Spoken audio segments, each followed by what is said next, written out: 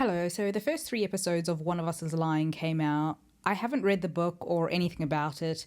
By the way, if you were one of the people checking out Derek from Cruel Summer a few months back, oh, that was a fun time. Well, he's in this as well, looking like the oldest high schooler I've ever seen.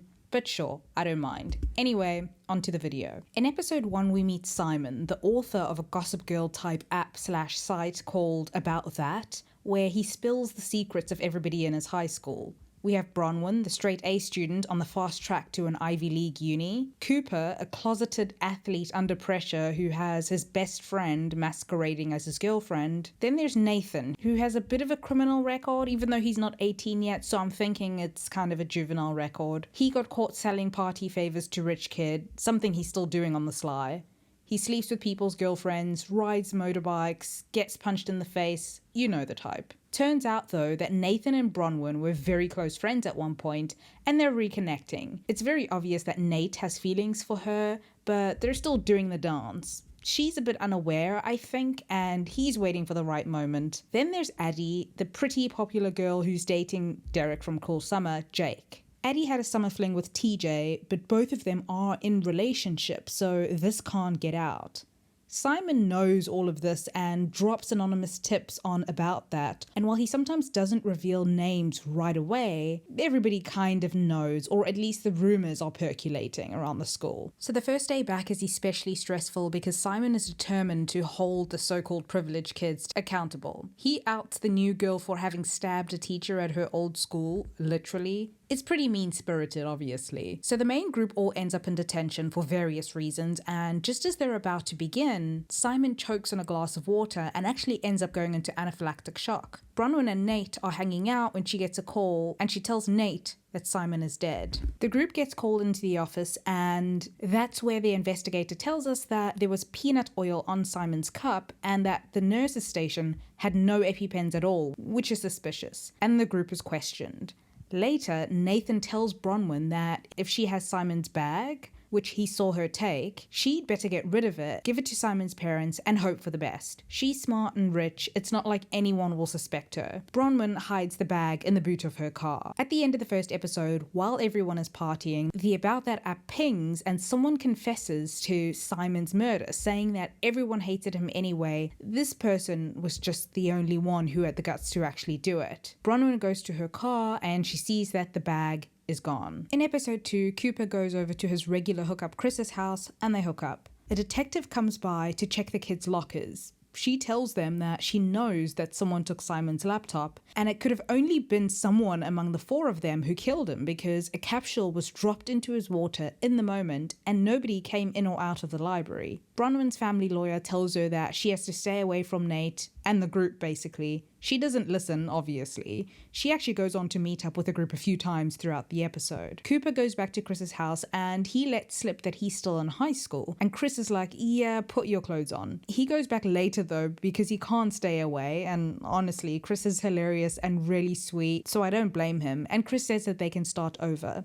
Now, normally I'd say nope, shut it down, but Chris is 18 and in his first year at uni.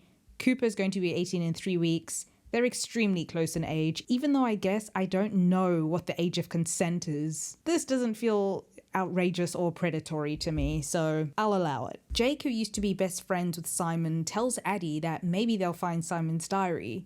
He always kept one. Addie goes snooping around in Simon's room at his wake, looking for it, but she doesn't find it. She does overhear the detective tell Simon's mother, though, that she thinks that everyone in the detention group planned it or did it together. The group all suspect that they were probably sabotaged to get them all to detention. Jake questions Addie about the cheating post and he asks if it really was about Cooper and his girlfriend, but he doesn't say outright that he suspects that it's about him and Addie. She obviously says no. She said she just made up the lie about Cooper because she didn't want people to believe that it was her. He asks again later and she says no. By the way, Jake was off in Europe all summer, ignoring Addie's calls, but still posting fun Instagrams all the time. So Addie felt lonely and ignored, and that's how she fell into TJ's arms, I guess. Evan is a close friend of Bronwyn's who also has a crush on her. Well, they like each other. My goodness, his accent is so incredibly posh and he's very nerdy and charming.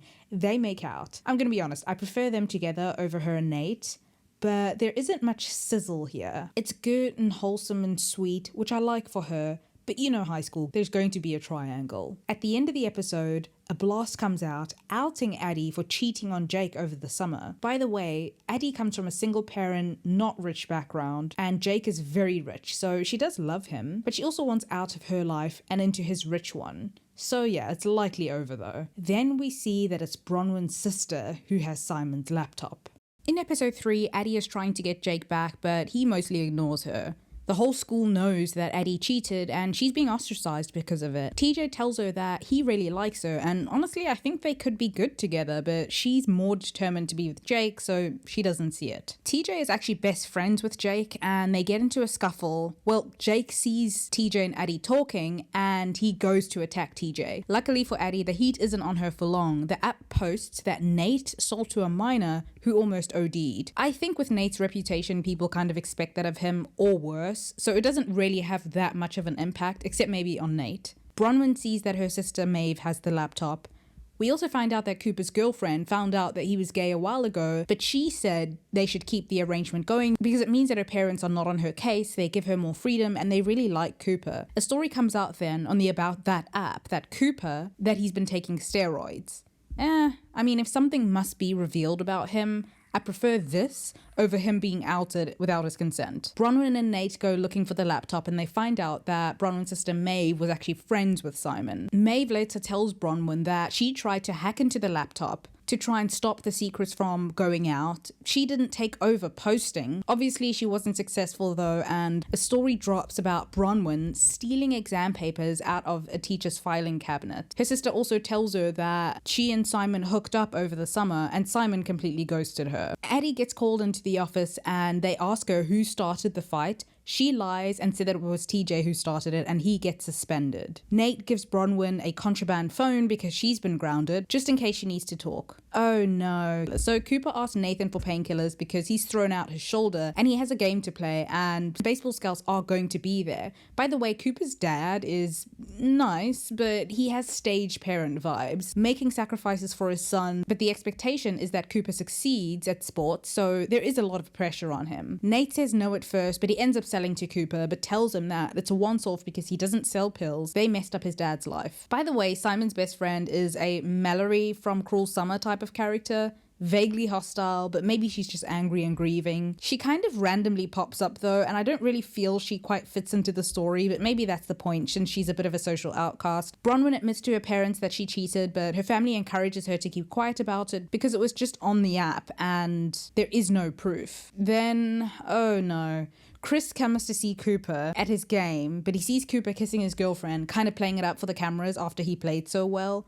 Chris breaks up with him, and a lady sees Cooper kind of distraught, so he might be kind of outed. Oh, poor Chris. I don't think it's over though. And then at the end of the episode, Bronwyn calls Nate.